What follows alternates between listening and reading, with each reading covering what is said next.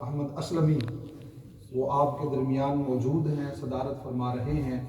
ہماری خوش نصیبی کہ ایک ایسے اللہ کے ولی اور جنہوں نے مصطفیٰ کریم صلی اللہ علیہ وسلم کی سنت کو عام کیا اور لوگوں کو خالق کائنات جل وعلا کے ذکر میں لگا دیا۔ سبحان اللہ۔ تو میں یہ سمجھتا ہوں کہ یہ بہت بڑی عظمت کی بات ہے۔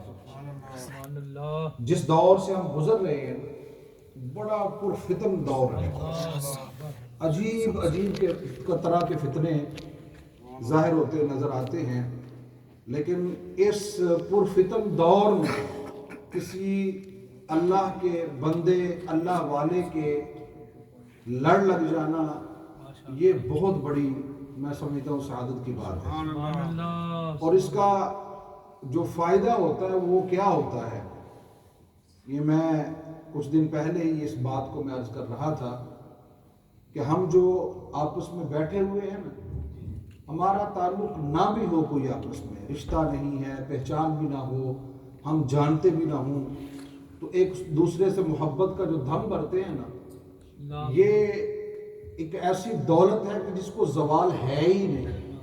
میں یہ طویلی عرض کر دوں، ہماری اللہ والوں سے محبت، اور اسی طرح میں نے حضور غوث پاک رضی اللہ تعالی عنہ کے حوالے سے بات عرض کی تھی کہ رسول اکرم صلی اللہ تعالی علیہ وسلم کا فرمان ہے کہ جو دنیا میں رب تعالیٰ نے فرمایا جو دنیا میں میری خاطر محبتیں کرنے والے ہیں، اور اس پیغام کو الحمدللہ بڑے عرصے سے سمجھانے کی کوشش کر رہا ہوں کہ یہ جو ہماری محبتیں ہیں صرف اور صرف اللہ کی ذات کے لیے اور رسول اکرم صلی اللہ علیہ وسلم کی محبت میں ہم جو اکٹھے ہیں، اس کے ثمرات بڑے عجیب ہیں، اس کے ثمرات بڑے عجیب ہیں، اور اگر اس پر بیان کیا جائے تو ایک طویل چیپٹر ہے، بہت بڑا ایک باب ہے۔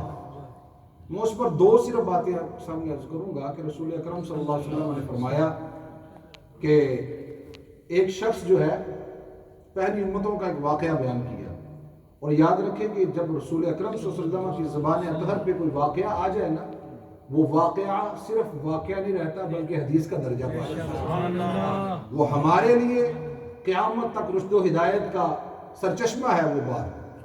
تو آقا علیہ السلام نے فرمایا کہ وہ ایک شخص جو ہے اپنے کسی بھائی کو ملنے کے لیے جا رہا تھا، کسی قریہ میں، کسی بستی میں، کسی گراں میں جا رہا تھا، تو کہتے ہیں کہ ایک راستے میں شکل و صورت میں انسان کھڑا ہے وہاں پہ، اور وہ اس سے استفسار کرتا ہے، سوال کرتا ہے، کیا اللہ کے بندے کہاں جا رہا ہے؟ بات قابل غور ہے، بس ملا شریف میں یہ پیغام لے کے جا رہا ہے، کہاں جا رہا ہے؟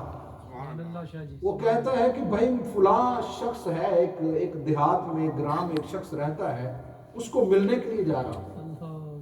وہ رسول کے لفظ ہیں، اللہ کا بھیجا ہوا تھا۔ وہ پوچھتا ہے کہ وہاں کیا لینے کے لیے جا رہا ہے؟ کچھ لین دین ہے، کوئی دنیاوی منفعت کے لیے جا رہا ہے، فائدہ اٹھانے کے لیے جا رہا ہے، کوئی بزنس کے لیے جا رہا ہے، کس کام کے لیے جا رہا ہے؟ وہ کہتا ہے کسی کام کے لیے نہیں جا رہا، بس جب میں اس کو ملتا ہوں تو مجھے میرا رب یاد آتا ہے۔ جب میں اسے ملتا ہوں تو مجھے رب یاد آتا ہے۔ میرا اس سے بظاہر کسی طرح کا کوئی تعلق نہیں ہے، لیکن صرف اور صرف اللہ کی ذات کے لیے، صرف رب کائنات جل وعلا کی ذات کے لیے میرے دل میں اس کی محبت ہے۔ تو وہ فرشتہ جو اللہ کا بھیجا ہوا ہے، رسول اکرم صلی اللہ علیہ وسلم فرماتے ہیں کہ وہ فرشتہ کہتا ہے میرے ساتھ ہاتھ ملا، اللہ نے تیرے لیے سلامتی بھیجی ہے۔ دنیا میں یہ فائدہ ہے کہ اللہ والوں کی سنگت اور صحبت کا کوئی اور کسی منفعت کے لیے نہیں آئے، کسی اور چارہ جوئی کے لیے نہیں آئے، اور بس ان کی محبت میں، چونکہ ذکر الہی کی محفل ہے، جب دیکھے تو ذکر یاد آ جاتا ہے، جب ان کو دیکھے تو اللہ کی یاد بڑھ جاتی ہے، جب ان کو دیکھے تو رسول اکرم صلی اللہ علیہ وسلم کی سنت یاد آ جاتی ہے، تو ان کو ملنے کے یہ فوائد ہیں۔ دوسری بات، رسول اکرم صلی اللہ تعالی علیہ وسلم فرماتے ہیں کہ قیامت کے دن جب سورج سوا نیزے پر ہوگا، سوا نیزہ سمجھتے ہیں، یہ سوا میل کو سوا نیزہ کہتے ہیں، ٹھیک ہے نا جی؟ تو یہ ایک سورج کی ڈسٹینس جو ہے نا، اتنا صرف فاصلہ اتنا رہ جائے، آپ اندازہ کیجئے کہ ابھی سورج کتنا ہم سے دور ہے، اور اس کی تپش عرب کے ریگستانوں میں جا کے دیکھیں اس کی تپش کتنی خطرناک ہے، اور یقین کیجئے اتنی تپش ہے، اور وہ کتنا کڑا دن ہوگا۔ رسول اکرم صلی اللہ علیہ وسلم فرمان زمین تانبے کی ہوگی، تانبا، کوئی سہارا نہیں ہے، کوئی سایہ نہیں ہے۔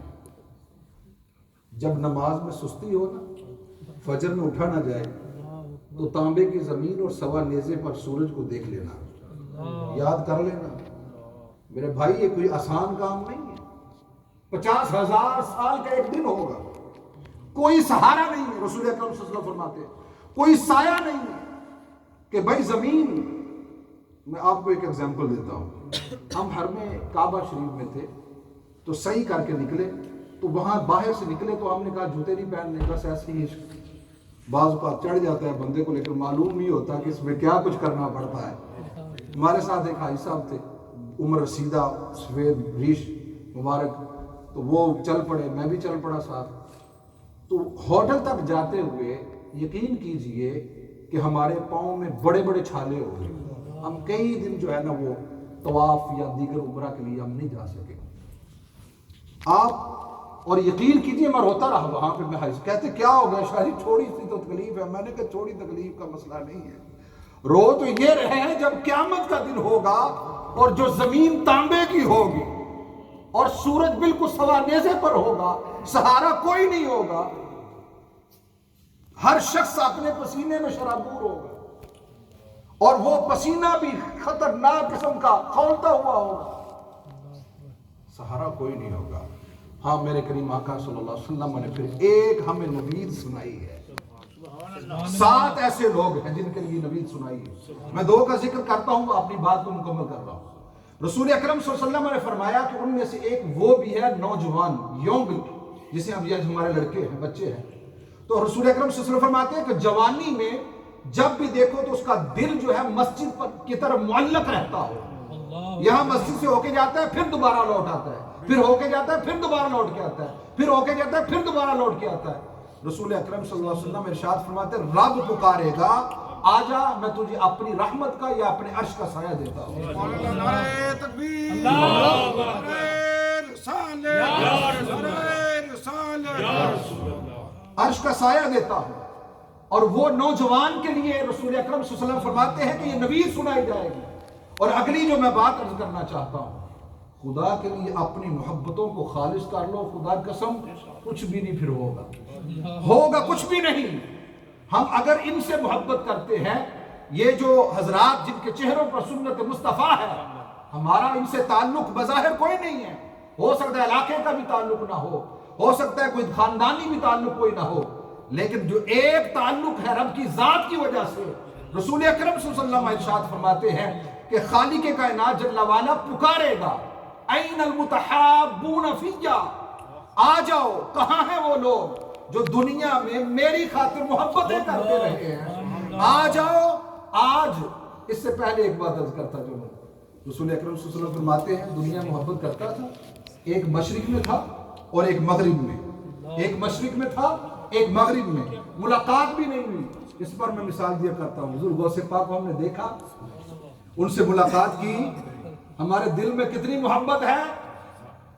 یقین کیجیے حضرت قبلہ صاحبزادہ صاحب، میں دیکھتا ہوں کہ مڑیاں مائیاں ہماری بہنیں کچھ بھی نہ ہو، گھر میں اور کوئی ماحول نہ ہو، 11ویں کا ختم ضرور ہے، وجہ کیا ہے؟ ان سے ایک محبت ہے، کس کی وجہ سے ہے؟ وہ خالق کائنات جل وعلا کے پیارے محبوب صلی اللہ علیہ وسلم کے پیارے محبوب بیٹے ہیں، آپ کی آل اولاد ہے، اللہ نے ان کو سلطان الاولیاء بنایا ہے، غوثوں کا غوث بنایا ہے، غوثیت کبریٰ کا تاج ان کے سر پر رکھا ہے، ملے نہیں ہیں۔ آپ اسی طرح سمجھ لیجیے، میں نہیں ملا، خواجہ خواجگان خواجہ محمد اسلم نقشبندی رحمۃ اللہ تعالیٰ علیہ، ہم نہیں ملے، ہم ان کے بارے میں اتنا شاید جانتے بھی نہ ہوں، لیکن یہ معلوم ہے کہ ان کے جو مریدین ہیں، جو ان سے پیار کرنے والے ہیں، وہ اللہ اور اللہ اس کے رسول کے سچے عاشق ہیں، پیار کرنے والے ہیں۔ ذکر ہوتا ہے تو عشق کے ساتھ کرتے ہیں، درود و سلام پڑھا جاتا ہے تو عشق جھوم جھوم کر درود و سلام پڑھتے ہیں. ہمیں اس لیے پیار ہے. اب ہم کہیں کہ ان سے ملاقات نہیں ہوئی، جو پیار کرنے وجہ صرف ایک ہی ہے، وہ اللہ کی ذات کے لیے. رب تعالیٰ کے لیے محبت ہے تو قیامت کے دن خالق کائنات جل وعلا ہمیں اللہ کی خاطر، اور کوئی بیچ میں مقصد نہیں ہے، صرف اور صرف خالص ہو کر رب کے لیے محبت ہے، تو خالق کائنات جل وعلا مجھے اور آپ کو پکارے گا این المتحابون فیہ. میرے آقا فرماتے ہیں سب سے پہلے ان دونوں کو جمع فرمائے گا. دنیا میں ملاقات نہیں ہوئی، پہلے تو تم کرو نا ملاقات آپس میں، غوث پاک سے رب ہمارا ملائے گا. وجہ کیا ہے؟ میرے آقا نے فرمایا محبت جو ہوئی ہم نے دیکھا نہیں ہے دنیا میں، ان کو نہیں دیکھا، ملاقات نہیں ہوئی. رب فرماتا ہے پہلے تو آؤ نا ملاقات کرو. میں نے کہا آگے کی کیا بات کرتے، غوث اعظم سے ملاقات ہو جائے، اس سے